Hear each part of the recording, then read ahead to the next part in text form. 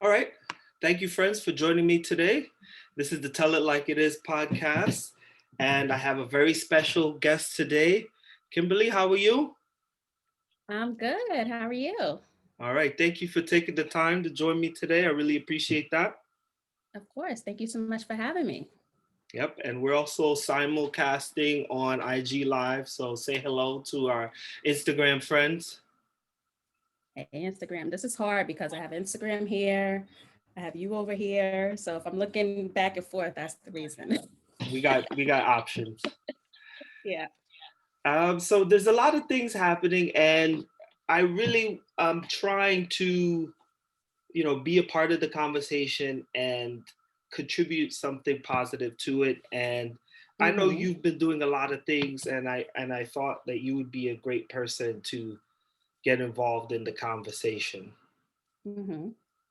So lately I know you are doing a lot of things. Can you just catch us up on what you've been doing? Oh boy. So haven't been doing a lot of running. That's for certain. But yeah, I started a little podcast called The Run Wave in 2020, like right before the pandemic hit. So that was in February, like end of February. And, I wanted it to be like an in person podcast, in person interviews with New York City based runners. And that's how it started out. But because of COVID, I had to pivot and, it's turned into either me talking about certain topics or I've been talking to runners like all over the United States. I've been featuring run crews on the show, which has been dope because people have gotten to get to know people that they wouldn't ordinarily come in contact with. And it gives people the opportunity when we do get to travel again. I know people are traveling a little bit here and there, but when they do visit other states, they have the opportunity to connect with these different run crews. So you're never running alone. I'm a mom. I have two boys. I have a 6-year old and a 15-year-old, and I'm a wife. I have a full-time job. I have Run the Soul, which is a running slash vacation runcation destination company. We haven't been doing anything recently, of course, because of the pandemic, but hopefully when things get back to normal, Run the Soul will be, you know, going again. So that's in a nutshell of what I do and what I've been doing. Well, I'm overdue to be on one of your runcations with Run the Soul. I've been meaning to do one. I know you've been to fun places like Barbados and different islands, and I know you have a lot of things that you were on the verge of doing. So, how have you kept that community in the loop in terms of the pandemic? Well, we actually haven't because, our last trip was to Ibiza, Spain. That was in April of 2019. And, we were ready to announce the next trip, which was going to be great. It was going to be to a destination I've never been to. I know a lot of people haven't been to, but, COVID hit and that was just not even a possibility any longer. So, with these trips, it's hard because people pay money toward the trip monthly. So you're not, bombarded with a large amount at one time. So, I don't want to take anyone's money and then we have to refund. And then, airlines aren't giving refunds. Some hotels don't want to give refunds. So, right now Run the Soul is on hold until things are back to normal. 'Cause I don't want to, book trips for people and then we have to cancel it. It's just easier just to sit still right now. And not to mention that a lot of races are canceled. hmm Yeah, most races have been canceled. So things are coming back slowly but surely, but very slowly. So yeah, there's not really anything to book right now. So yeah, we're just playing a waiting game at this point. And now I'm assuming that the Run Wave kind of merges all this together and all your running, runcations, the running community. Um, can you say a little more about what you were thinking there? Well, the runway is separate. It was just my opportunity to voice my opinion on what goes on in the running community. So yeah, I just woke up one day. There wasn't like a drawn out plan. Like I didn't have a whole to-do list or what. I just woke up one day and said, I want to do a podcast. And when things are like organic like that, it just feels more real to me. And I think that's what has drawn a lot of people to the show is that I keep it real. If something goes down in the running community that is wrong or improper, I talk about it because when we sweep things under the rug, then there won't be change. So, I like to bring those issues to the forefront so we can talk about it as a community. And, that wakes up other people's eyes to things that are going on. And, if you did this to your runner as a race director during your race, then that runner may not do your race the next time around until you make a change. So, yeah, I like just the run wave is just, I keep it real all the way. And, if you want a cookie cutter show, the Run Wave is not for you. If you want to listen to a podcast that's funny, that has funny people on it, that has serious topics on it, then and you're a runner, then the Run Wave is definitely for you. I definitely do listen to the Run Wave. And you also had another project, another podcast that you were doing with a fellow runner you met. We're still doing it. It's called Lay Twins Experience, and it's with my friend Danietta. She's a runner from Atlanta, and we met through the running community. I have family that lives in Atlanta, so I travel there often. And yeah, she actually came on the Run Wave to talk about her running and, other things that she was doing. And we just had such a vibe and such a good time that we were like, let's start a podcast together. So yeah, that podcast is not running related. It's pure funny and entertainment. So if you're looking to just chuckle and cut up, then Lay Twins Experience is for you. And we called it that because people, when we take pictures together, they're always like, are you guys sisters? Are you guys this, that? And we're like, no, we're brown girls that have, almond eyes. And we look alike. We look similar, but we're not twins. But that's the name of our show.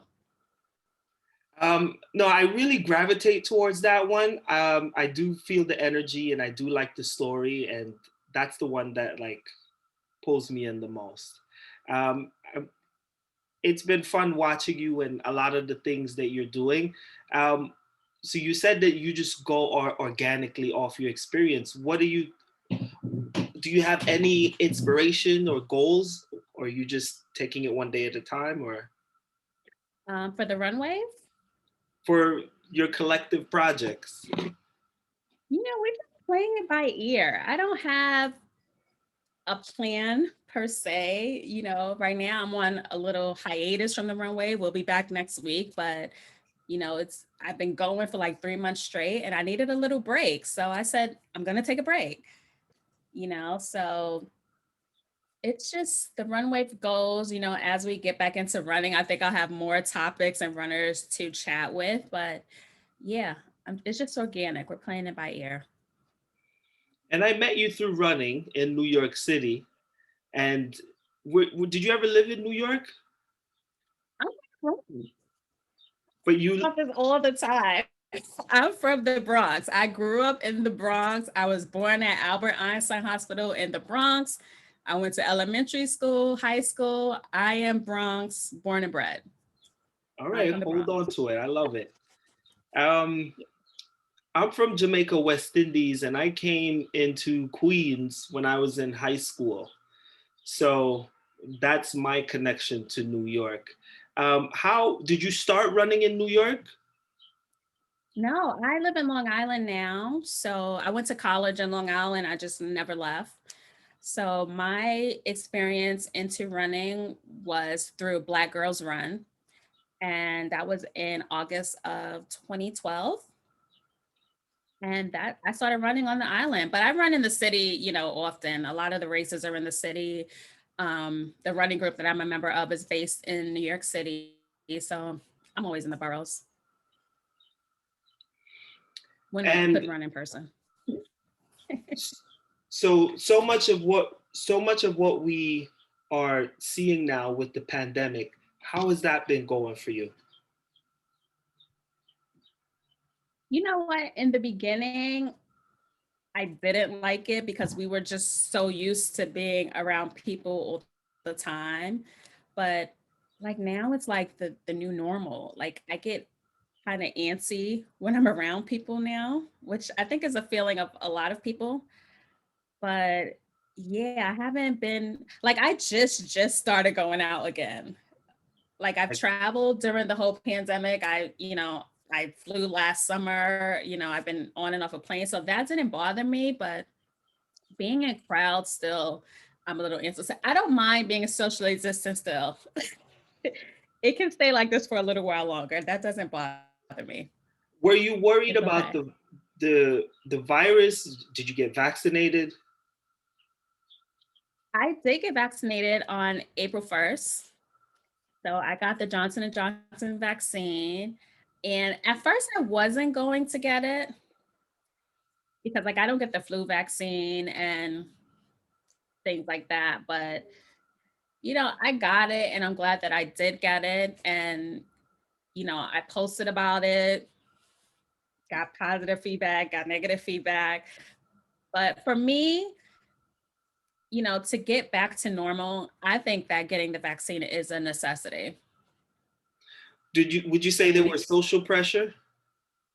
no, I don't think there was social pressure at all because the majority of people have not gotten the vaccine, What was the, so I don't go what ahead. was the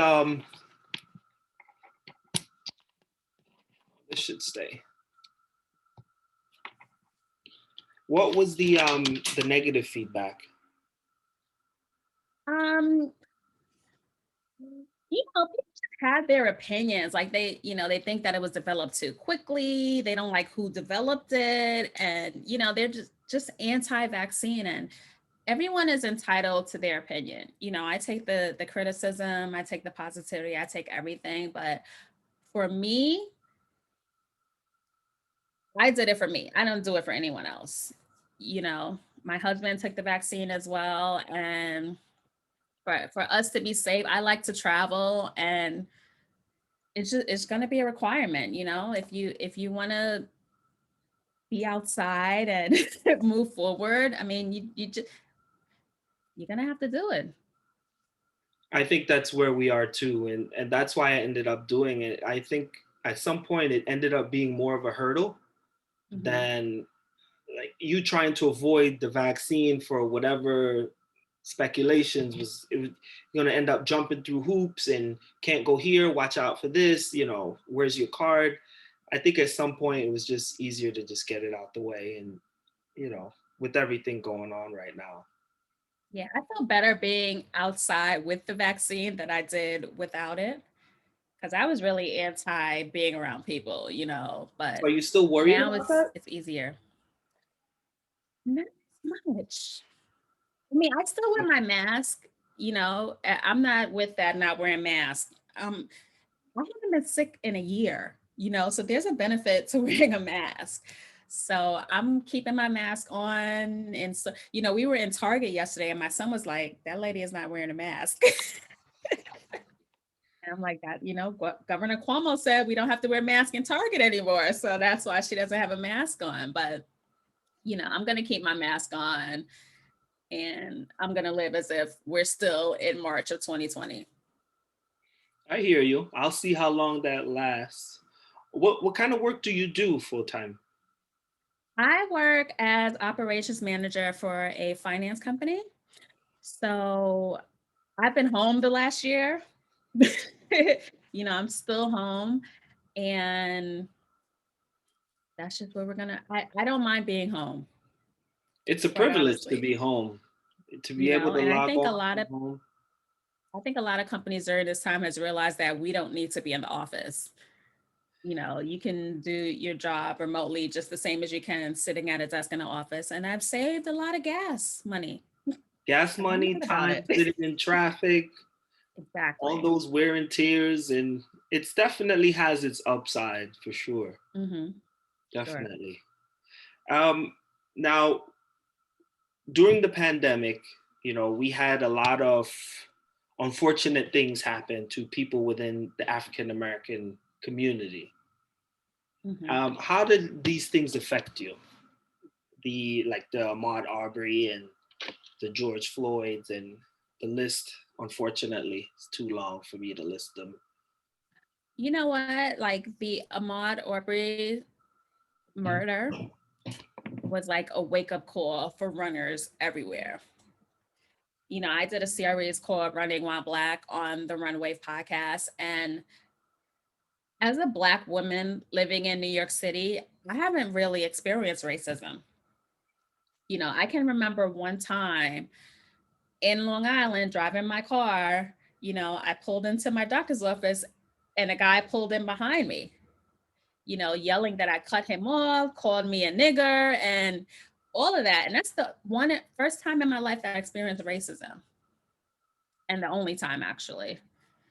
Yeah. So just hearing other people's experiences of running while Black, I never experienced it. And it was a wake up call for me, because it's just I couldn't believe some of the experiences that I mean I could believe it because this is America, but just some of the things that I heard just from Black men in particular just like really shocked me, and it was a wake up call that we all need to move differently in this day and age, no matter where we're located. So, a large part of what I want to talk about, and it's a bit uncomfortable, so I kind of like, how do you bring it up? Um, do you think there's still a race issue in America? Of course. I've experienced in my own workplace, like between white people of different religions. And it's not racist, it's more prejudice, but it kind of is racist. But that's in my vicinity that I've seen, that kind of prejudice between individuals. And just like my family is from South Carolina, you can still see the divide there. You see Confederate flags, all over the state. So for some people, racism doesn't exist. But if you cut on the news, you don't even have to cut on news. You can go on Instagram and you can see that racism is alive and, thriving in America. So yeah, we are very lucky to live where we live because other people are just not as lucky. There's so many things going on now that I think most of us have some awareness that they're happening, but you don't see it in your everyday life, so you kind of put it to Mm-hmm. the back of your mind, I think. And Mm-hmm. a large part, that's a lot of what we're dealing with. So you don't see Confederate flags every day, so you're not thinking about correct Confederate Mm, flags. But exactly. for someone else, they see that every day when they pass through town, go to the courthouse, and it's still very much a real part of some people's lives. So with your children, do you talk to them about this? How do you? It's hard because my little one, I don't, he's 6, but my 15-year-old, with the Trayvon Martin situation out here, all these kids wear his hoodies. Every single day, my son wears a hoodie to school. Every single day with the hood on his head. And, we live in a relatively safe neighborhood. So, you know, I don't fear for his safety, but I do fear for his safety. So when I tell him don't walk down the street with the hood on your head, he asked me why, and I showed him the video and explained the whole situation to him, and I said, it may not happen here, but it may happen here. And my 15-year-old, he's almost 6 feet and he sounds like a man. So he looks like a man. you know a officer is not going to know that that's a child if sees them from the back. Officer or anyone, not even an officer, I don't want to say that, to generalize, but Yeah, I try to keep it positive, but you have to educate your children on what's going on. You have to, no matter where you are, because they can't go around being oblivious to what's happening in the world. And he's on Instagram. He sees what's going on. You know, kids today, they don't watch TV like we did. They're on the phones and the tablets more, but they see what's going on. And if they ask me questions, and I'm going to give them the real answer. I'm not going to beat around the bush. Like so much of this is like there's a like when you were growing up or when I was growing up, you read and you heard about these things and you saw it in movies, and it was almost like the old days, back in the It's a 60s. different time. Like, remember when Rodney King happened? Like, that was an anomaly. Like, we didn't have like, who recorded? Was it recorded from the sky? I don't even remember. I think it was recorded from the sky from Yeah, I think someone had a video camera. a video camera too. Like, that was an anomaly when we got to see Rodney King being beat almost to death. You didn't see that. It happens in America, but we never saw it. And we didn't get news in the fast cycles that we're getting in now. News, something that happened a week ago, we may get it today. Now we're getting news instantaneously. So it's just a whole different time that we're living in today. Like, you can't hide anymore today. But I think a part of what I was saying was that, like, when I was growing up, like, I remember seeing Roots as a kid, right? And Roots, do you Mm-hmm. know that show? Mm-hmm. And it was Princess. like, oh, this was back then. This was Mm-hmm. back then. You know what I mean? Like, that when you turn on the TV, you see majority white people. So in your mind, at some point, you become aware of that, and you start to see these things. But the type of the Rodney Kings and the George Floyds, we kind of said, oh, that was back in a lynching time, and now we've kind of moved past that. So I think everything that happened last year, it brought police brutality from an obscure small thing to something that's right in the center of the conversation that really needs to be addressed as soon as possible. I don't think it was obscure and small. Even Eric Garner, like 6, 7 years ago, that was choked out in Staten Island by the police. It's just George Floyd was like an awakening for America. That's what I'm trying to You say. know, we we were inside. This was like his the anniversary of his death was yesterday. So that was like 2 months lockdown. We were inside for 2 months, and this dominated the news for days and days, and then the protests started. So it was like an awakening for America. Like, I had white people asking me, what should I say or post? Like, how can I help this cause? Because I hate that some people are somehow don't know what's going on, but they really don't know sometimes. And if someone asks you to educate them, then do it, because hopefully they educate their friends and family, on the same thing and try to change this cycle. But yeah, George Floyd changed the world. It wasn't even just in America, it was the world. And I talked to runners in the UK, and they have police brutality there as well. Absolutely. They were Absolutely. marching, and the same things going there and all over the world. So it's not just America, but it's a good thing that America has kind of woken up, because they're still asleep. Um, you said it changed. Do you think there was a change that took place, or just the beginning of a waking up?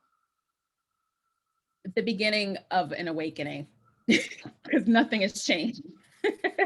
I mean, just there was a footage. I don't remember the gentleman's name, but he was pulled over by the police, handcuffed, dragged, tased, and this was in Louisiana. And the police told his family that he died from the car crash.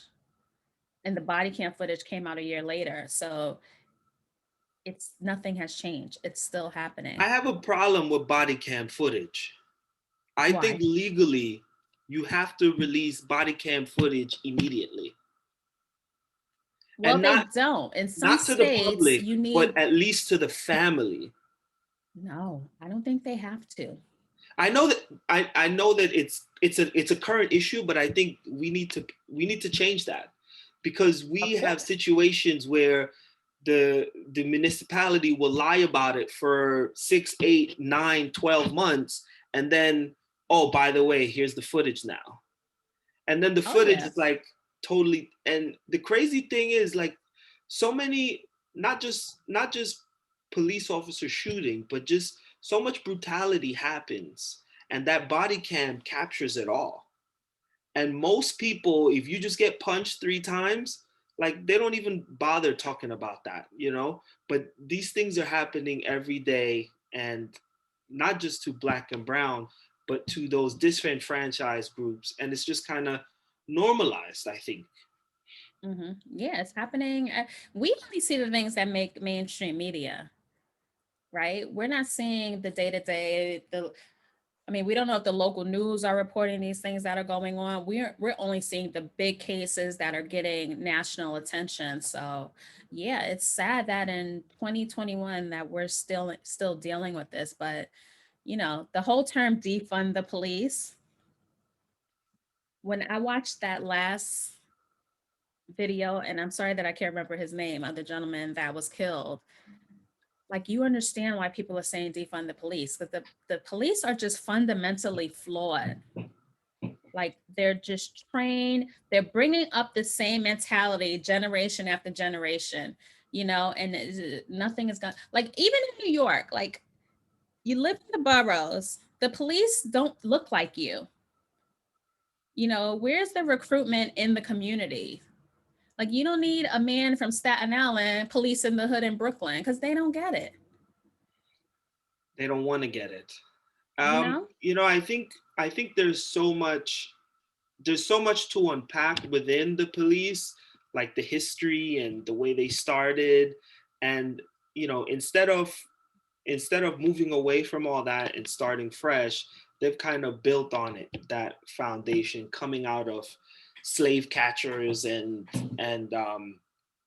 all of Oh, this yeah. school to pipeline dynamic that's been built up over time, the war on drugs, all of these things are compacted into every stop. Not to mention that police officers need to meet quotas. So if you have a air freshener hanging from your rear view mirror, that's something you can get pulled over for. And people have lost their lives because they had air fresheners on the rear view mirror. So these kinds of things are all built into the fabric of the police department and what they stand for. I'm Oh, yeah. very I got pulled over at a red light in Brooklyn. I was at a red light entering the address into the navigation. I got pulled over for that. Like, y'all don't have nothing better to do at midnight on Eastern Parkway. Like, come on. It wasn't East Parkway, it was Pennsylvania Avenue. Was it a okay experience? It was a black woman as well. And I So still haven't gone to court for that experience because of the pandemic. The court date is like 2 years later from when it happened. But yeah, I'm like, you're pulling me over at a red light. I'm not even moving. Like, you need something else to do. And that's a problem as well. it's very complicated. A lot of what I like to focus on is solutions, right? America has complex history, and I think we need to talk about that and try to pull the pieces apart and really think about solutions. Do you Mhm. think about solutions?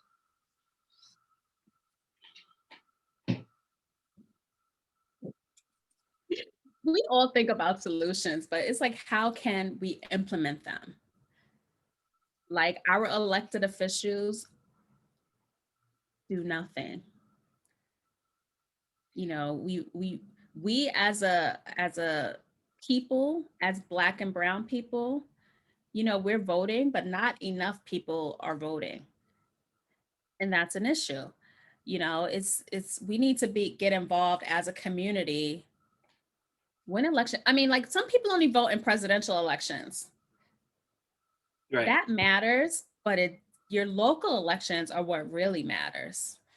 You know, your local judges, your district attorney, elections like that are the ones that really matter. So, just me, just for my family, you know, I've been bringing my son to vote since he was 3 years old.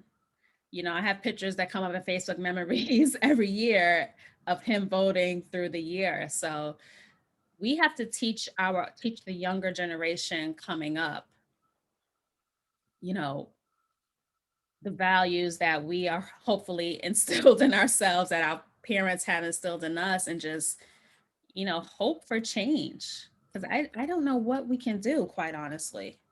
Because the You people just that we said hope for hire to do this change. job don't do it. Yeah. Now, now, how much do you put in that hope?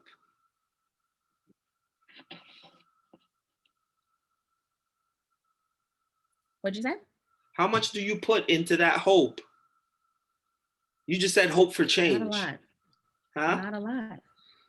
Not a lot. Because we can So, only do what's in our power and just hope that we're making some kind of difference. so the thing that gets me most, that gets me going the most is, can you imagine, you're sitting somewhere, with your grandkids or your great grandkids, and you have to tell them watch out for your hoodie? Do you know what I'm saying? Like, we're living in a time where it's not over. It's not something that we used to worry about. This is still something very real that we're talking about right now. And you have to tell your kids, and you hope that you won't have to talk to your grandkids about it, but there's something real here. Listen, the reality is that you will have to talk to your grandkids about it. We're not that far removed from Jim Crow. We're not that far removed from Black people not being able to vote. Well, some We're would not say, that far removed from the Negro bathroom and the Negro water fountain. right. I mean, some would So say Jim Crow's not over. it's not. We are going to be telling our grandchildren the same thing because nothing is changing. If you have the same old white man in Congress, what is going to change? You have Mitch McConnell, who's been blocking since Obama. What's going to change? Do you think we have a white black problem? Do you think it's a racial thing? Of course. But I mean, Of course. Do you okay, look at politics. Look at the Senate. How many Black senators are there? Hispanic, minorities, period. um, but I mean, there are other groups not represented, right? Oh yeah, there are. So it's not just a white black thing. No, it's not it is a white thing for sure, because that is the majority and that is not representative of this country. I so so I've had a lot of good convers. So basically, with the podcast, what I'm thinking is I've had a lot of good conversations outside, not recorded, not shared, and it's like these really powerful conversations, and they have certain similar themes, right? And one of the themes is it's always been like this, and they don't care about us, and what can I do? And these kinds of things that I think we have to go a little bit further. We have to really say, well, there's a little bit you can do, and we have to do that. I think one of the things that I think is very, very important is that, specifically, if this is a black conversation, we need to make sure that we're more collective and focusing our energy that way, being more unified and using our dollars in a way that makes sense, that speaks to our issues. I think that's something very powerful that we can do. Oh yeah, I mean, just supporting Black businesses for one. I mean, keeping your dollars in the community. When you look at, go to Chinatown, go to Flushing, like they have their own banks. They shop at their local supermarket. They shop at their local butcher. They keep the month. They keep their dollars in their community. But we're quick to go stand online at the sneaker store to buy a pair of Jordans. You know, we as a Black community don't support each other enough, which is sad. You know, if you see your friend and they're going into the realm of entrepreneurship, support your friends. You know, we always say on the podcast, support your friends like you support these celebrities, right? We're quick to put our dollars in others' hands, but not in our own. So, yeah, that's certainly something that we can do as a community is just keep the dollars within our own. I'm very passionate about that. Um, we talk. There's been some conversations around, men and women and the dynamic that's going on now. Like, how do you experience that? Like African American men and African American women. Like, how, I'm not sure if I'm phrasing it right, but do you see a gender dynamic there? Me personally, no. But that's just my experience. I haven't seen a disparity between Black men and women in my life, but others may have experienced that. Up, your live ended. Yeah, I did. It did. Well, I wanted. Are you familiar with Kevin Samuels? I'm sorry, what'd you say? Are you familiar with Kevin Samuels? No. Okay. Um, I don't want to talk about him, but he's done a lot of conversations around, you know, Is what. that the guy that was just in trouble on the internet? Yeah, he says a lot of things. Yeah. Uh-huh. There's a lot of things, and I don't want to go. I think he goes to the extreme, but I think some of his points are relevant. I do think that you know black men and black women, we need to have a stronger community with each other, and hold that, and figure out how we can make that stronger. you know Mm-hmm. how we can all go to the black business together, and be more of a unit. And like, when you see other black people, you should like give each other that look and connect, and really, not just another stranger that you walking by. Like, we're brothers and sisters kind of thing. And I think we had more of that in the 60s and previously. And I think, Now, this is a different time, Alexi. Just because you're a Black man walking on the street does not mean I'm going to say hello to you, because I'm probably not going to say hello to you. If I'm running past another person, I say hello to them. But that's different, It's just, as a woman, as a Black woman, I don't want the extra attention. By me saying hello, that can draw unwanted attention.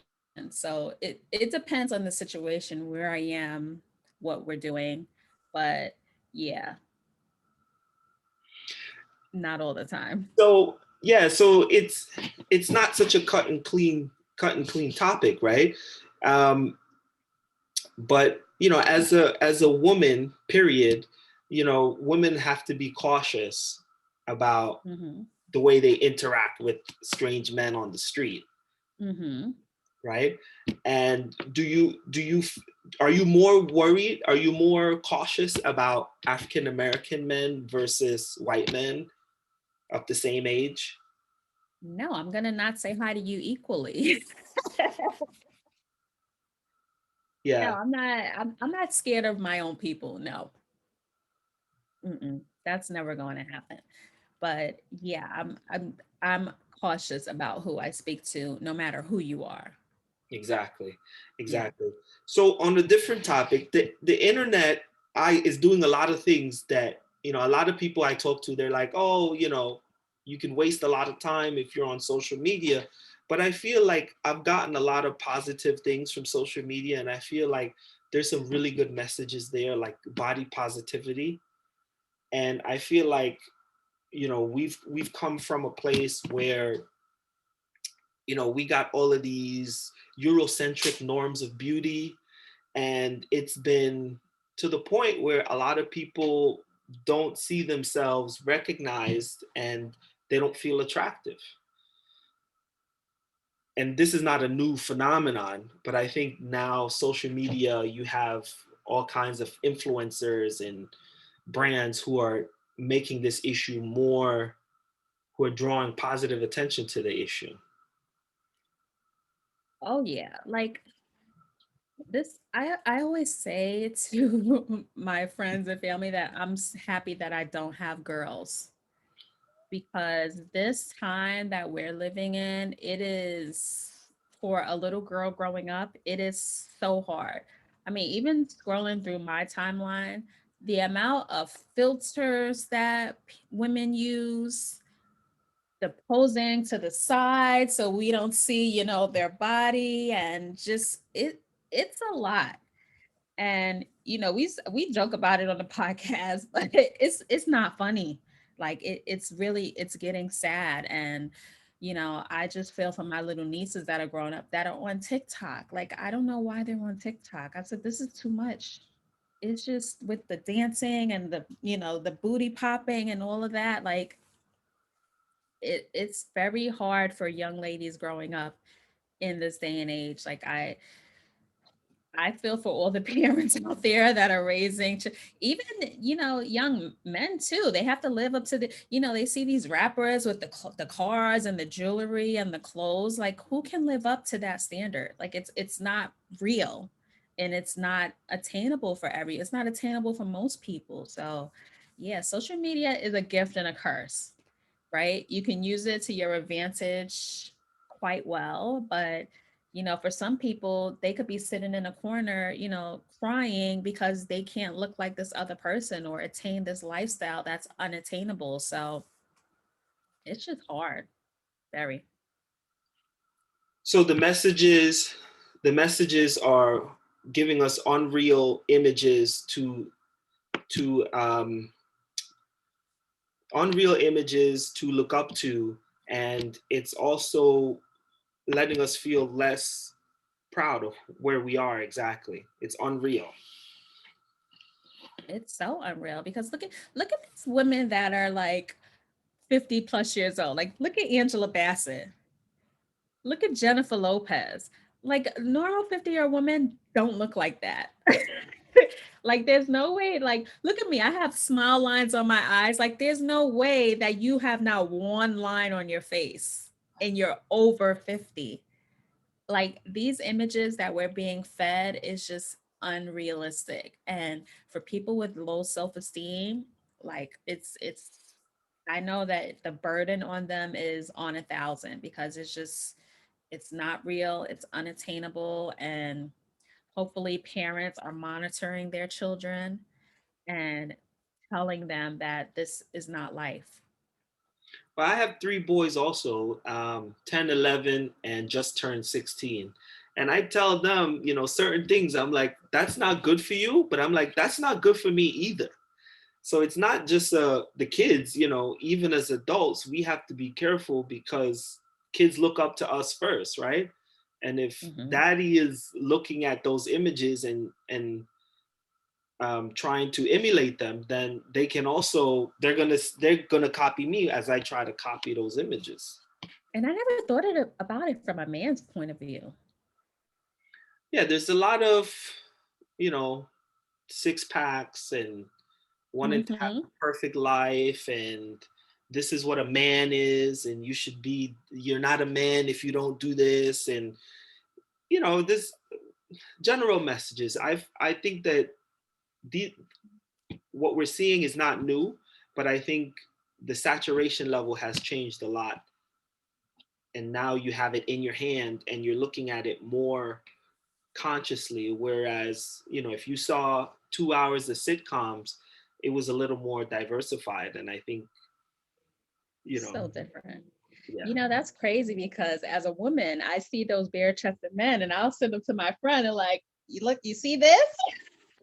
But I Right. never think how other men would look at those men like, God, I wish I could have that too. Or how do I get that? I never thought about it that Yeah, definitely. Definitely. But what I'm interested in is the body positivity, because there's a lot of people who are saying just embrace your body the way it is. And so meanwhile, you open your device and you see all those, filters and all of this and IG models, and then you have body positivity saying just be the way you are. And it's like, kids don't even know what to think. We have the highest suicide rate right now, and things are crazy. way. I mean, it's adults too. Like, especially, we're runners. I see a lot of runners, they're posing, women in particular, in sports bras, right? And they're sucking it in for dear life and they're posing from the side. But I'm like, when I see you in person, you have a shirt on and you don't look like that. So what are you doing? Like what image are you attempting to portray? Are- And I think once you download the app, I think we're all guilty of that on some level. we are like, I'm not gonna post an ugly picture, that's a given, but I'm not going to throw a filter on it and I'm not going to make my stomach smaller, and there's just certain things that I'm not going to do, like That comes from a certain level of privilege that you say I don't have to do that. no one has to do that. You want to do it. I had two kids naturally. I was 200 pounds when I gave birth. I don't have a six pack. Everything's not cut up. It's hard for me. I have to work to keep weight off now. Those days are over. But I'm not going to aspire to be like these other people. I can only be me, and me is not posing half naked on the internet. If I'm on the beach, if I'm on vacation, I'll post a picture in a bathing suit. But other than that, I'm not posting my body on the internet. That's just not me. It's not me. It's not me in real life. So yeah, I think people need to just wake up. Like it's not real. It's just, I'm baffled by some of the things that I see online from regular people. I just don't understand it. I mean, there's always outliers doing crazy stuff, and it, the internet is quite entertaining. There's a lot of people doing a lot of things online. Oh yeah, it's very entertaining. They entertain me. They give me subject matter from my podcast every day. How is the education for your boys? How do you feel about that? I have a underlying theme of, we're trying to get the next generation ready so that they can take over the work. And I don't know which school your kids go to. You can answer that in a second. But generally, when you go to public school, you're getting a public school education. And a lot of those messages aren't, empowering people, because it's like a whitewashed version of history and all of these complicated things. And basically, people of color in schools are being underserved, even in a good education. But that's everywhere. I mean, unless you're going to a school that we're Black, unless you're going to like a charter school that is full of Black teachers and, has, African American history in their curriculum, that's what you're going to get, no matter if you're in public school, private school, Catholic school. That's what you're going to get. I mean, my kids go to public school. I'm not paying college tuition money for elementary school. That's not happening. So they're in public school, and school is just, it's very different from when we grew up. The curriculum that they teach now, it's difficult for no reason.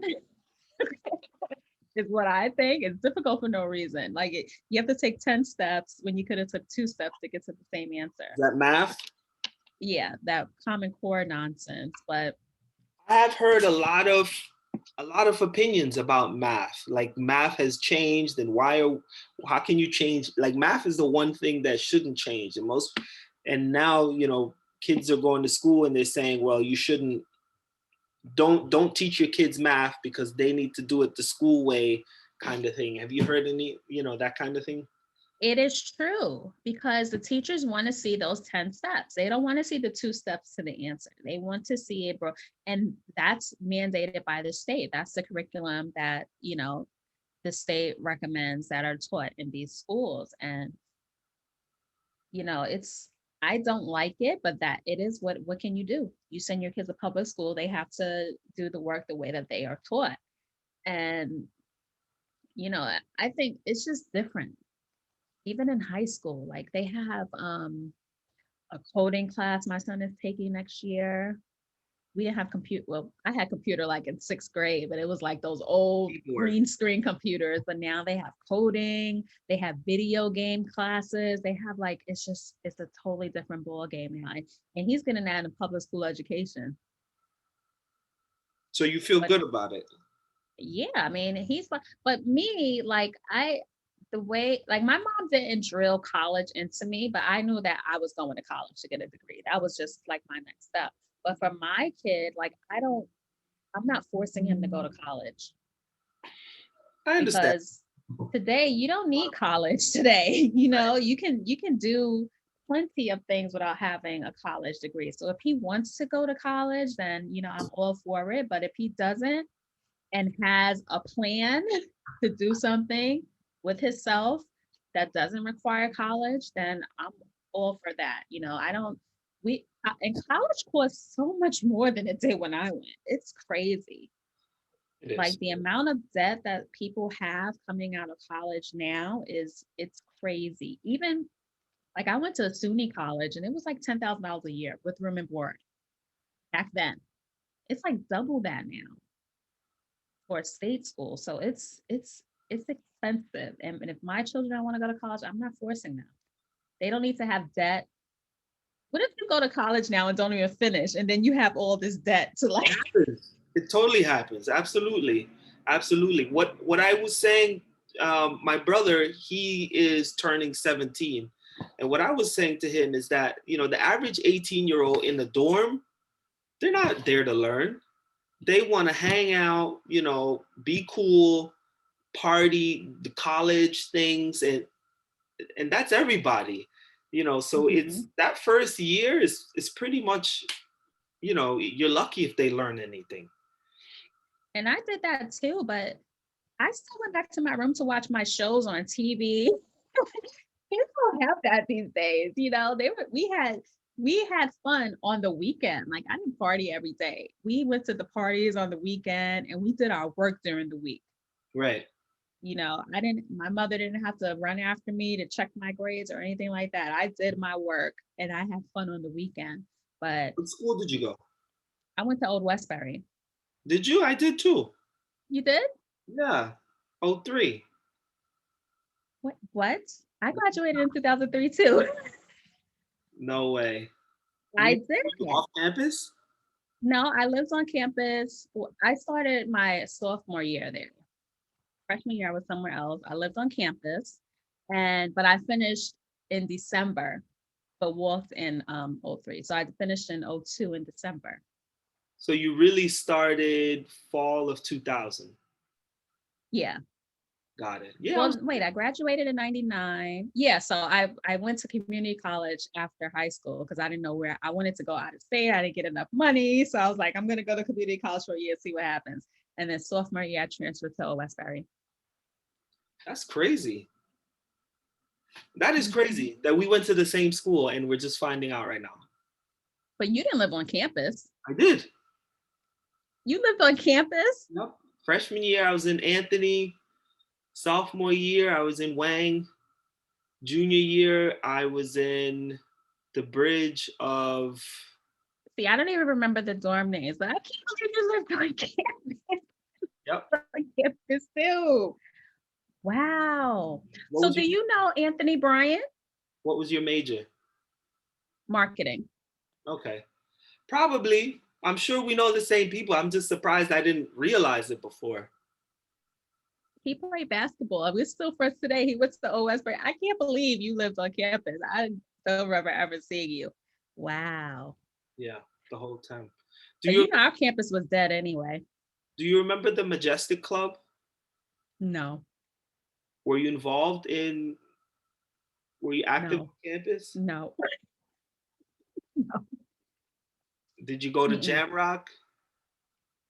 Yes. Yeah. Yeah, I was on student government and we made some of those events happen. Ahmed planned a lot of those and I was involved in student activities.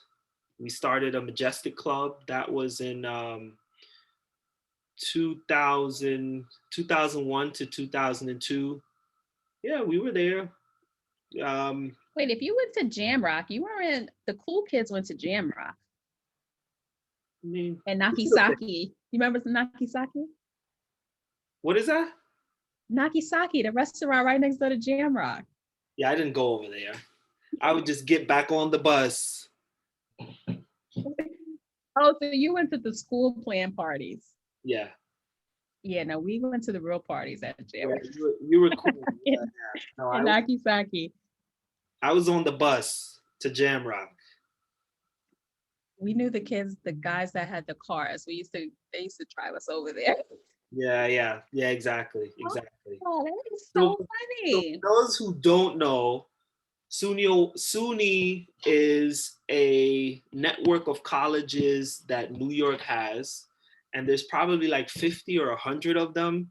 And there's like Binghamton, like all of those far out upstate places, they have them. And then they have some in Long Mhm. Island, and that's pretty Buffalo. where. It's the state university system of New York. So state schools. Yep, Calvin Butts was the president up until Hmm. recently. Hmm. And when I first when I high school, getting out of high school, like you said, I knew I wanted to go to college, but I really didn't have it together. I didn't take my SAT until like spring of senior year. Mm. So when I got that back, I was working with a mentor and they were like, all right, what can we do? I knew I wanted to go away. And they're like, all right, we know so and so here. And what do you think about this school? And I was like, let me go see it. I went to see it and that was it. Sunio Wow. Westbury definitely was, it was a school for the hood.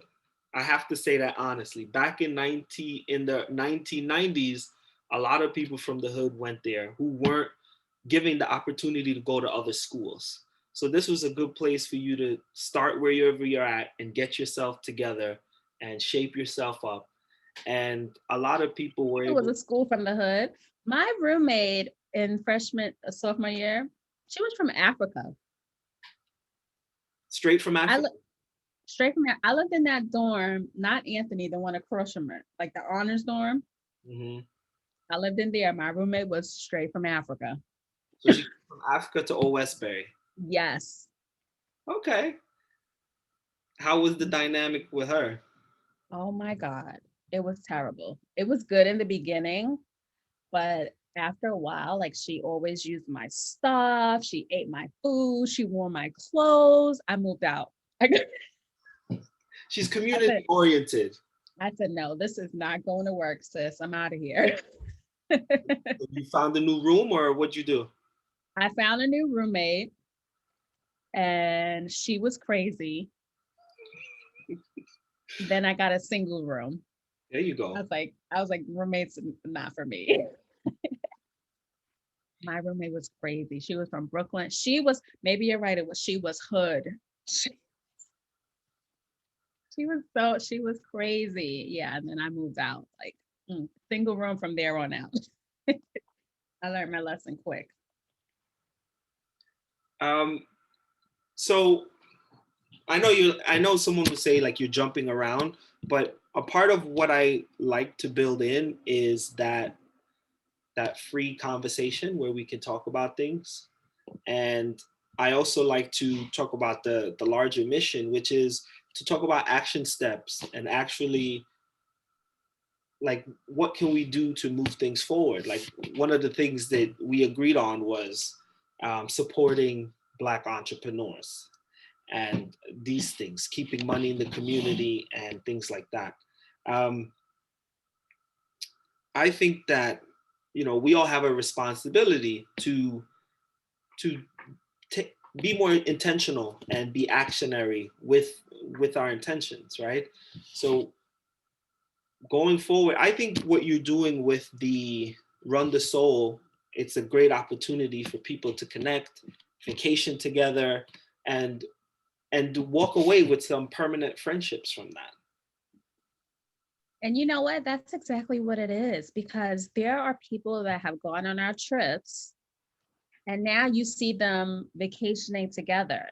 And they're from different states. They didn't know each other going in. And now, they've formed friendships.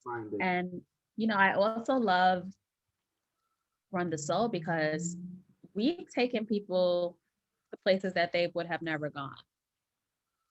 Like, who would have ever gone to Ibiza?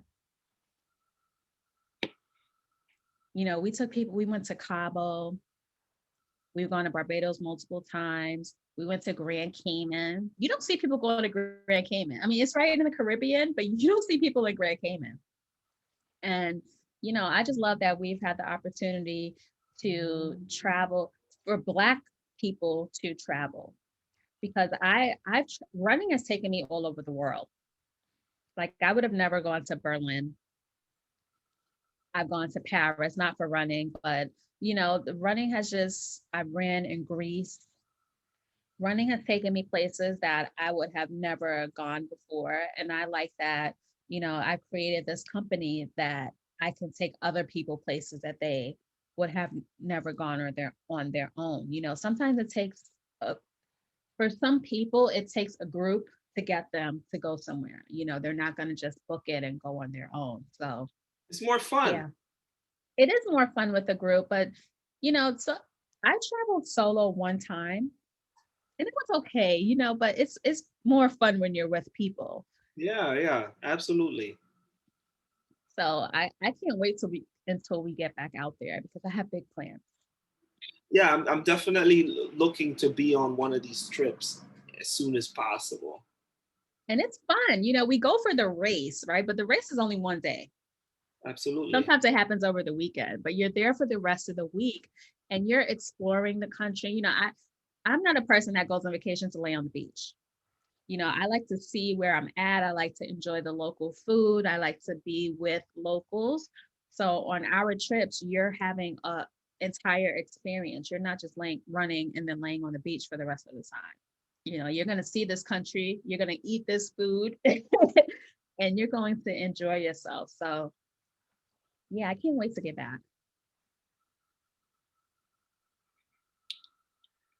So the next thing that I'm going to do, and like this has been a learning journey for me. Like I'm still new, Mm-hmm. and I don't even want to pretend like I know a lot. But um, for me, I think that we really need to honestly put ourselves into conversations and follow it up with actions so that we can have more community that we want to see, and so that we are not taken for granted by anyone else. I think that's important. Well, here's the thing. I don't know if you remember last summer, there was a whole thing with Runner's World magazine. Mm, because they were like, no people of color, not even black people, people of color, period, on the cover of those magazines. Like you would have one, like Allison Felix, who's a world renowned track star. She was on the cover. But other than that, like there was no color on Runner's World magazine. So I remember seeing all these people like photoshopping themselves on the cover of Runner's World magazine. And I just thought, like, why would you want to put yourself on a magazine of a company that doesn't want you on their magazine? Right. So all you're doing is promoting their business even more when they don't even want you. So a friend of mine created his own running magazine. It's called Mid Strike Magazine. And I've had him on my podcast. His name is Jesse. He's the founder of Mid Strike Magazine. And I I support those that support us. I'm not gonna at Runners World at Runners World on Instagram. I'm not going to add them. I'm not going to tag them. I'm not going to repost one of your fake Runners World magazine photos. I'm not going to share their photos in my stories. I'm not promoting this magazine in any way. And yes, last year was like a rude awakening, but you putting up a black square on your profile or you putting a black person on your magazine the next month is not the answer. So I think that we need to do more of creating our own because for us to beg them, because that's essentially what you're doing, you're begging them to put you on the cover, right? You're begging them to include you. We don't have to beg anyone. We Right. can do our own thing. And, I'm just plugging Midstripe Magazine because I love what he's doing. And, No, it's not only for Black people, it's diverse. It's a diverse runners magazine. It's for everybody. no, Kim, I really think that that's very important. Like I'm saying, is that we have to build bridges. If we're in 2021 feeling discriminated against and our dollars are not being taken seriously, like what else do we need? Like we have to build bridges and we have to build them with a certain level of intentionality. And that's, I'm all for Mid-Strike Magazine. I'm excited for them to go paper and I want the subscription. So I'm on board. And the problem is that with a lot of these companies is that we're not in the room. We're not there making decisions about who goes where. If your room is full of a bunch of people that don't look like you, then you're not going to be on in their magazines and on their covers. And that's the bottom line. Like when these things happen with these big corporations, when H&M put out the black boy with the monkey on his shirt, when Gucci put out the hood with the monkey face, like there's no black people in these rooms. So they don't have anyone to tell them that this is not right. I don't know. I feel like it's more intentional than accidental. No, and these companies, a lot of them are based in Europe. They don't know the plight of the Black American person. They don't know. They've put their corporations in America, but their decisions are being made over there, and there are no Black people in the room. I mean, I wish I could say they were just naive to it all, you know? And I think if we really felt that, then we would, forgive them the first time. But it's an ongoing thing. At this point, it's not an accident. They these the reality is, we're 10-15%, and at the end of the day, our 10-15%, we sign up to what white people buy for the most part. So they don't have to market to That's not true. That is not true. Black culture is like the number one sought after culture. You don't see Black kids out there, wearing Vans and all kind of, what, I don't want to curse on your podcast, but you don't see that. You don't see Black boys rapping white rappers rhymes. You don't see that. You see those girls dancing on TikTok, they're dancing to Black people's music. They're appropriating our culture. We're not doing that to them. So Black people, we set the standard when it comes to clothing, when it comes to music. We are the standard. We're the gold standard. You know, you see, I don't wear them, but who's wearing Yeezys? Who's spending $300-400 on a pair of sneakers? Not me. I absolutely agree with you. I So like we're they're I don't want to say they're, but they're mimicking our culture, and we're letting them do it. Yeah, but what I'm saying is that we're still watching white TV. We're still reading white magazines. We're still wearing white brands. So those Gucci doesn't have to worry about if they're gonna lose us because we still rock Gucci. You know, we're still into those things. Okay, I have a Gucci bag, right? Uh-huh. But it's already purchased. I'm not burning that Gucci bag, but I'm not buying another one, So Some people went back to Gucci after that. no, I haven't bought another one. Do you I wear never it? wore it. I'm gonna throw the Gucci bag out. I wear it the other day. Yes, I'm going to wear it, but I'm not going to buy more. But I learned still I learned my lesson. you're still promoting Gucci. What you want me to do with the bag, Alexi? The bag costs over $1,000. You'll be throw it out? I'm gonna wear the I'll bag. put it on eBay. No, I'm not. No, it's a classic. I'm keeping my bag. I won't buy another one. I won't give them any more dollars, but I'm keeping my bag. Now H&M, I never wore H&M, so that was like a moot point. But some companies, you can't say they did wrong and then still buy their stuff. They're not getting any future dollars from me. I mean, at the end of the day, the past is the past. It is what it is. Okay. We already know what it is. I remember when Tommy Hilfiger made some statement and a lot of people got upset. Like all of these things Mm-hmm. continually happen to us. And again, because we're the ones with the style, but we're still buying their brands. Because folks' memories are short. Exactly. Exactly. If it's not affecting them on a daily basis, they forget real quick.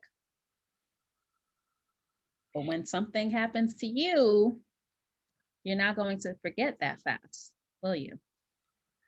And it's very upsetting, and hopefully we'll have more black owned, and I think the goal is not just black owned, but to have the brands that we support us back. Exactly. And a lot of it could be black owned, but you still want them to put back into the community and actually have clear intent with their profits and support, getting people of color to work there, people of color jobs, all of those kinds of complicated things that goes along with that. So it's not just black owned, it's black supported, black employed, black invested, all of those things. Mm-hmm. Agreed. And it's relatively complex. Walmart, a lot of us don't understand the impact of shopping at a place like Walmart and how that has affected the community and reduced the mom and pop stores and those independent boutiques. We're losing the smaller companies. In the end, it's going to be Walmart and Amazon, and less and less jobs are going to exist. Well, I don't shop at Walmart. Is Walmart on your list? No. Walmart was I remember Walmart from back in the day, and it was always like I don't even know if I could say this.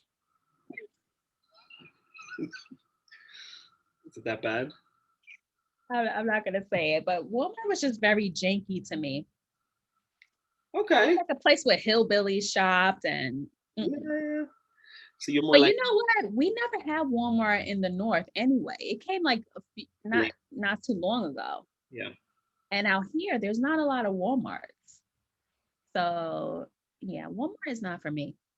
Okay, I take that back. I have shopped at Walmart.com. I have shopped there. I just don't go in the store. I can see you going to Walmart sometime. You're more a Target girl, I think. I'm a Target girl. Yeah. Yeah. I like So, Target.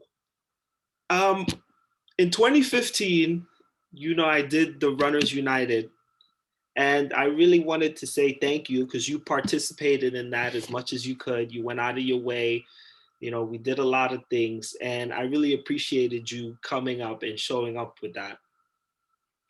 That was good. What happened to Runners United? You moved and you just got other interests and you just dropped the group. It's complicated, managing a group, managing a group when you're not there for the local smaller things, and people want the hot and trending group, so they want to go to the new, something new and But trendy is happening. So you know what? Back then, all these groups didn't exist, right? yeah. These groups popped up out of nowhere. Like Runners United was like, you really were united. You had people, all kind of people from all walks of life, from all over were in your group. And that's what I liked about it. There weren't a lot of, like back then, like all I had was Black Girls Run. I didn't have anything else. There was nothing else around back then except like the fast groups that I wasn't going to be a part of, the competitive clubs. I wasn't going to be a part of those. And Runners United was like, it was popping. Well, that basically that was the idea. We were there, and we needed just more social spaces and those things. And I felt I wanted that, so I said, let me create it. And people gravitated to the idea. Yeah. 2015 was a good time, and the group did a lot of things in 2016. But towards 2017, I think a lot of people started doing their other things, and I think that's just the way things are. But I still have the energy, and I'm still into community building in that way. But like I said, people want the new hot, what's trending. And I think that's good to have new groups trending and support them. And You say trending like it's on Instagram. how it is.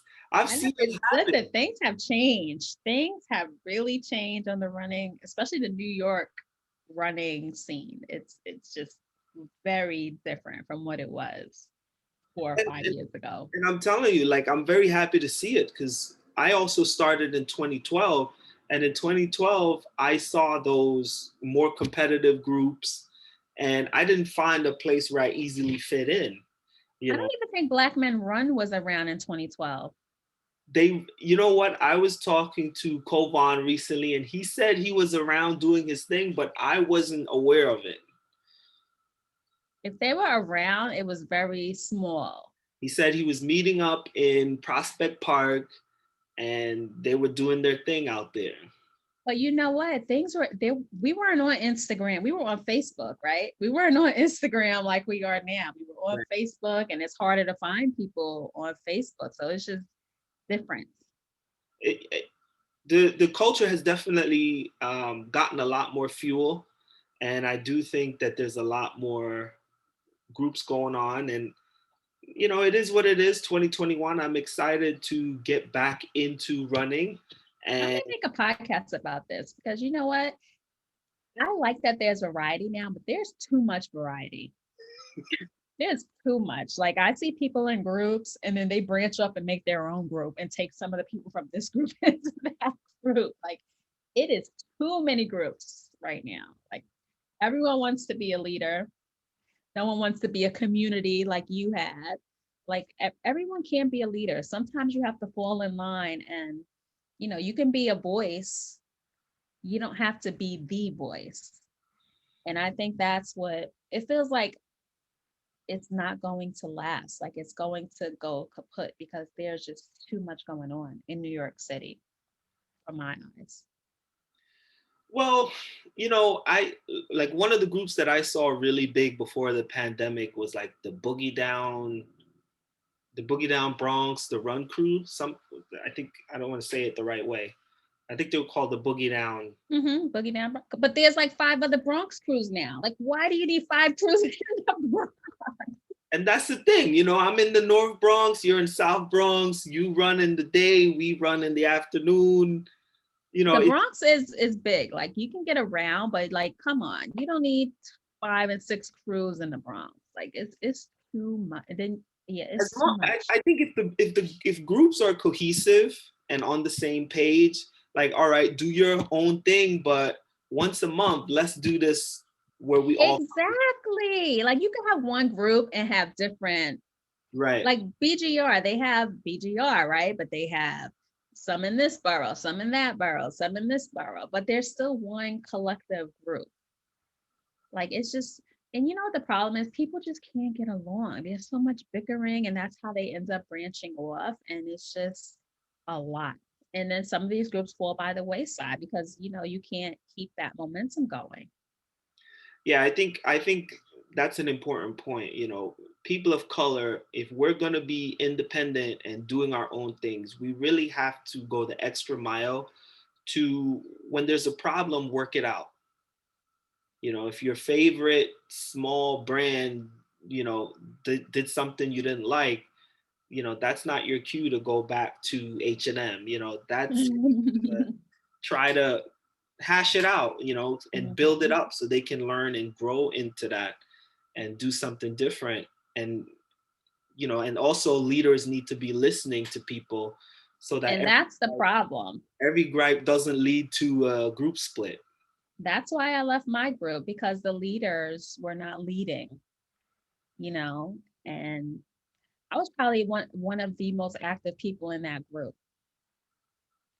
And I had a baby and I couldn't run when the group ran. Right. So, I said, let's create a morning run. I'm running in the morning already. Let's create a morning run. And they didn't want to. I Right. said, you know what? I'm out of this group. I don't need y'all. And you create a morning run, and then some people start running with you in the morning. And Because everyone can't run at night. People have responsibilities. They have to come home, take care of their children. Some people get up. I was getting up at 5 a.m. to run in the morning because that's when my family was asleep. That's when I could run. And I said, I can't be the only person that can't run at night anymore. And they didn't want to pivot. I wasn't asking to be a leader. I didn't want to be, the leader of your group. I just said, let's create this morning run. I'm already running here. Why not invite other people out to run as well? And what's funny? They didn't want to create my run, right? But and this is BGR. Yes, BGR Long Island. This is y'all. Y'all already know. Months later, they created that morning run at a different location at the Right. next town over. And you know what? I said, I'm glad I left this group and never looked back since. you know I don't fault people because everyone's going through their own things, and when you take on the leadership, everyone kind of throws ideas at you, and like, why don't you start a morning run? Like, I could barely do this, like, and it was like, yeah, Right? the But morning I run. wasn't asking her to be there. I said, Right. I'm already there. So if other people want to come, put it Right. out there. I'm already there. And they didn't want to accommodate at all. And I said, this is not Black women supporting each other. I just had a baby. Cut me a little slack. And they didn't want to do that. And look what, and they're stagnant now. No one runs with them anymore. They're like You were ahead of 5 your of them. time. I wasn't ahead of my time. I was just trying to fall. I was trying to fall in line. I didn't want I to lead hear the you. group. No, no, I hear you. I hear you. And like I said, it's complicated. It is complicated. And I do want us all to just, I think there is too many groups. Like, a lot of people say no to your event because they have to be with this group. And Mm-hmm. I've seen on different occasions where that splits the group. Like, are we going to go here or there? And instead of having Yes, two yes. places, let's just both meet at the same place. And I also see people saying, well, this is what I'm doing, you could do whatever you want. And Mm-hmm.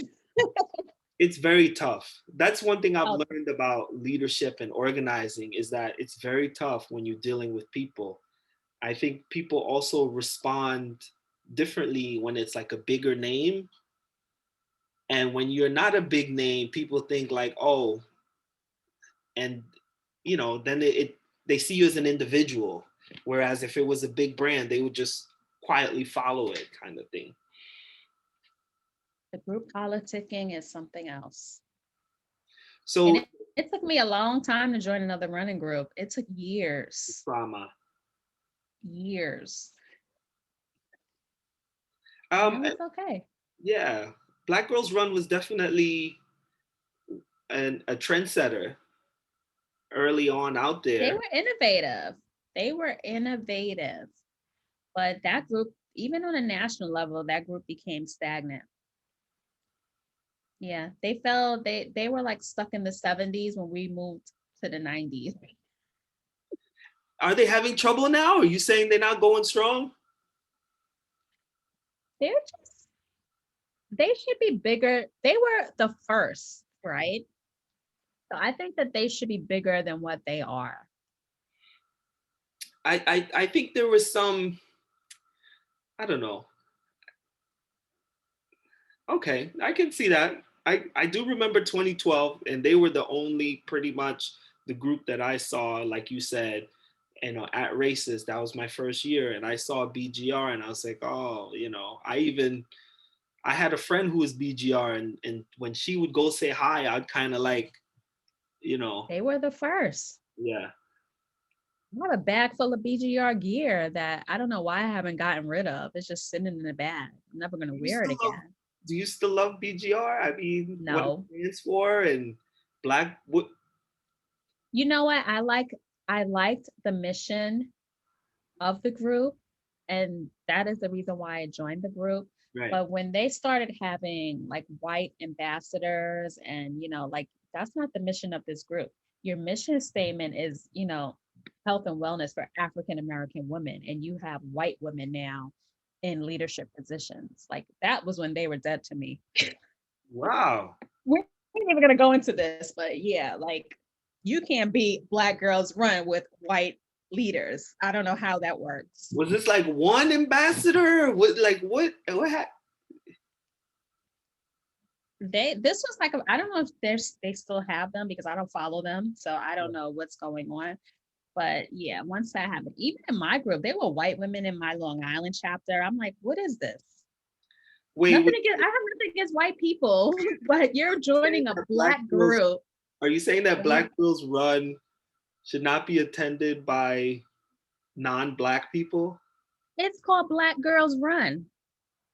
Are you going to go to a white men run group and join? Are you? You going to wear a white men run shirt? I probably wouldn't. No. No. Like, I don't know where the audacity comes in. Like, I would never wear a white women run shirt. I wouldn't wear a white anything shirt because that's not me.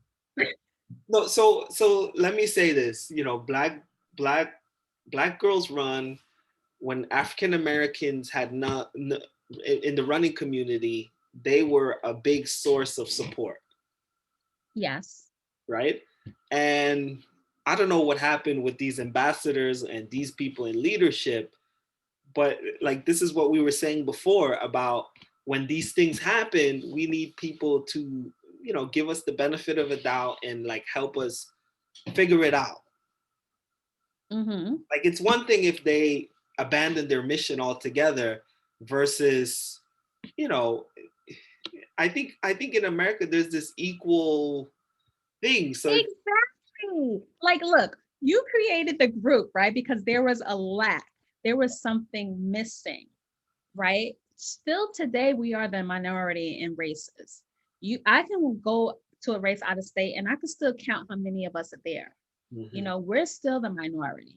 So if you create this group with this mission statement that, you're out there to help African American women, and then you're putting white women into leadership positions, I have a problem with that. That's not a group that I want to be a part of.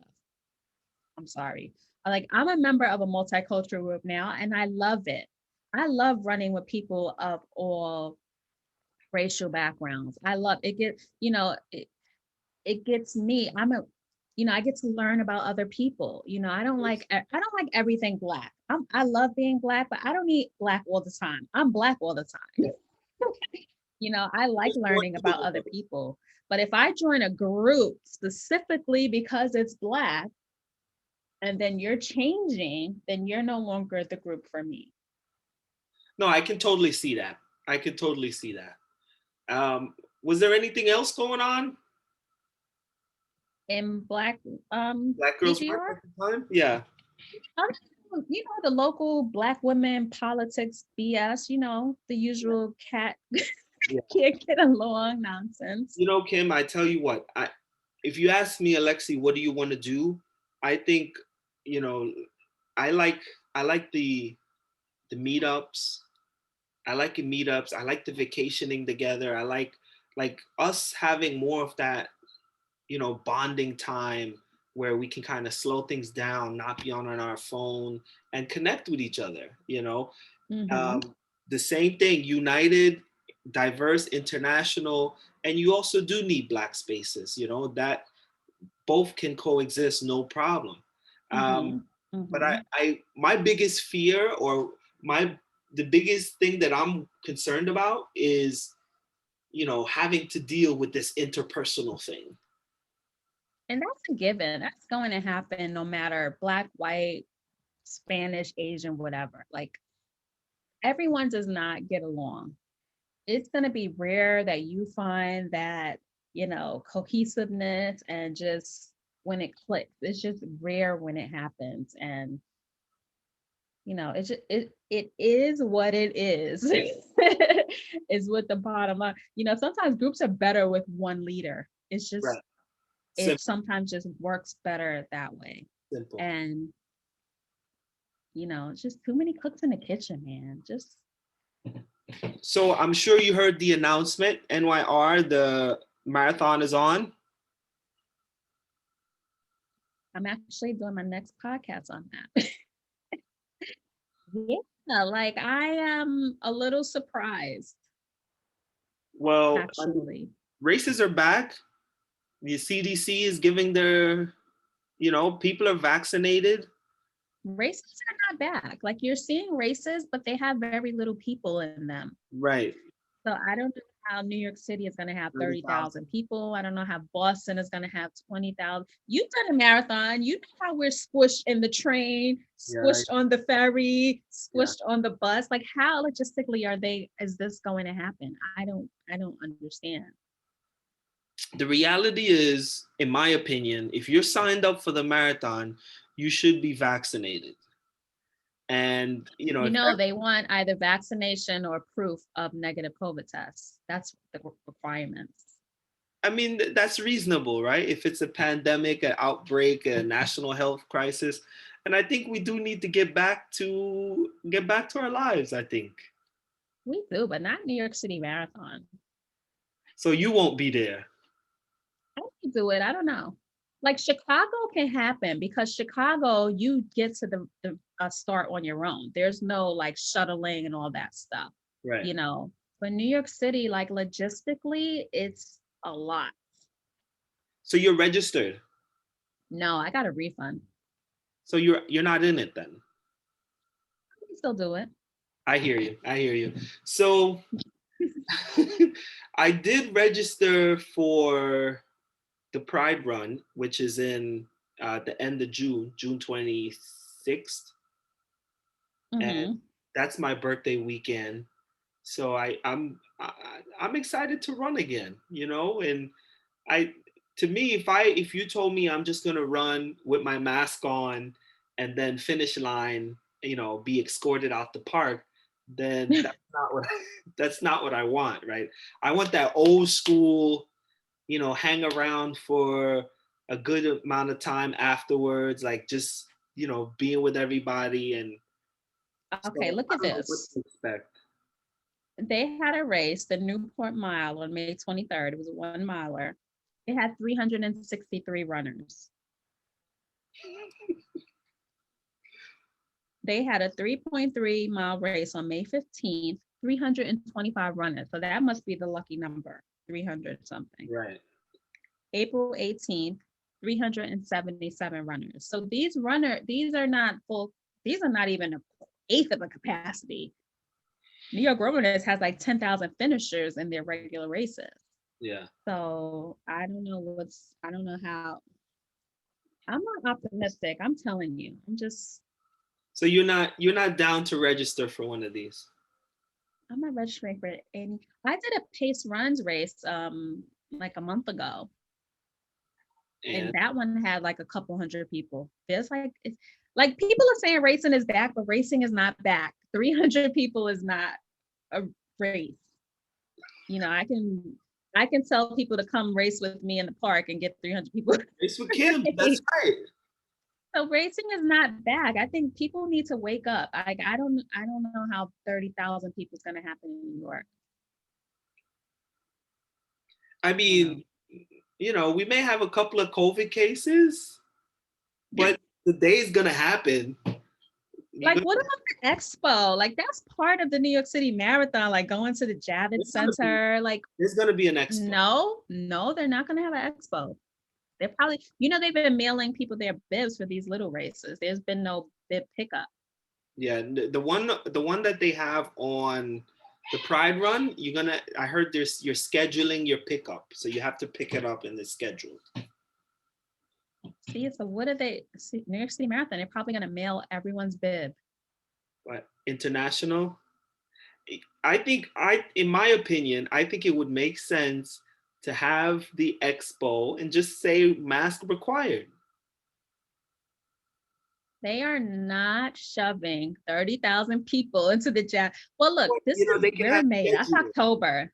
Yeah, they can Things can schedule change. and just like 1,000 people per hour kind of thing, and just. But the Jacob Javits the expo makes a lot of money. I doubt they're gonna just drop. There's gonna be some kind of expo. If you can walk into Nike Town and buy stuff, why can't you walk into an expo and buy stuff? That's different. And it's going to depend on what the city permits. Right, right. And whatever the Nike Town is allowed to do, or the mall, just same thing. I mean, I don't work for Roadrunners. I don't know what they're gonna do, but I don't see why they can't have some expo and just say 1,000 people per hour, or schedule your time. I don't know. I just don't know how the race is going to happen logistically. I did read that they're going to start an hour earlier, and it's going to the people in the later wave are going to start 2 to 3 hours later. Right. It's going to be crazy. Like, I think I'm out. It's good. Imagine starting. What if you're in 4 or 5? You start at like 10 o'clock, right? No, the last finishers usually the last wave usually starts at 11. 11. So you're gonna start at 12, 1, 2 o'clock, and you're gonna have people finishing. I don't think that makes sense. I think that's what it says in the press release. I think it makes sense because they have to stagger the starts. Yeah, you can start as early as you want, but you don't want New York City shut down at past 11 o'clock, and that's. Go read the press release. That's what it says. It says 2 to 3 hours later. The later waves are going because they have to stagger. They're not going to have the mass start that they usually have. Right. They're going to have usually start at 8, 9, and 10 are now going to be starting at 9, 10, 11, and I doubt 7. They're going to start an hour earlier. Yeah, so I think they'll spread them out between 7 to 11, but I doubt they're going to have the starting line open past 11 or 12. I doubt it, because we take our time. It's going to be a 7-hour marathon. That didn't change. And you can't have them starting at 3 and, no. That's why I said, I don't know how this is going to happen. When I got that thing in the mail or in the email, and I was like, should I opt out? And I was like, if I opt out, I know by November, whatever stage we're in, I'm going to wish I did do it. So I opted in. And, this is still the 50th, and it was supposed to be a big year last year. So I'm really trying to see it. I don't know. We'll see what And the happens. after party, and, by then things will be better. We hope. Yeah. Yeah. All right. I'm not going to keep you much longer. I really appreciate you coming on today. Can you leave us with a positive thought? Positive thoughts. Be you. You can only be who you were meant to be. Don't follow the crowd. Don't follow your neighbor. You know, Just be your authentic self. that's really hard to do, isn't it? No, it's not. It is not hard to do at all. Come on. I mean, I think there takes a time when you start to come into your own, and that doesn't happen in your 20s. It takes a time when you start to come into your own little by little, where you're able to say, I'm not going to wear what everyone's wearing. I'm not going to go and do the trends that everyone's doing. And little by little, as you get to be a seasoned adult, you're able to fully turn that off more and more. It's not that easy. I think it is easy. It's a mental game, right? You don't have to do what everyone else is doing. You want to do it. Yay, FOMO. But certain things are not FOMO worthy. Certain things you can let go. Do you have a TikTok account? And yeah, TikTok, You have a TikTok but account? I don't dance. You don't see me dancing on it. I post my skating on there. If I go on vacation, I'll put some vacation on there, but I don't follow the crowd. I'm an individual. You haven't done the Renegade or No, Corvette or any of these? no, I'm I'm not not a that I'm not that I'm not that coordinated. I'm not a follower. I don't do any of those trends. When people tag me in things, I don't do any tag tag the 10 people you went on vacation with. I don't do any of that. I Nothing. just ignore the tags. Yeah, I'm an individual. But being an empowered individual to be independent, that's a real skill. It is a skill, and some people are not born with that skill. Some people grow into that skill. But like you said, as you get older, as you age, as you mature, you should that should be one of your goals, because everything that the crowd is doing is not always the right thing to Usually it's not. do, depending All on right, what it Kim, is. I really appreciate you coming on today. Thank you so much. Thanks for your time and everything you shared with us today. And I'm going to keep you in the loop. Of course. Thank you so much for having me. All right. I really appreciate it. Thank you, Kim, for joining me today. The Tell It Like It Is podcast. Thank you for joining us.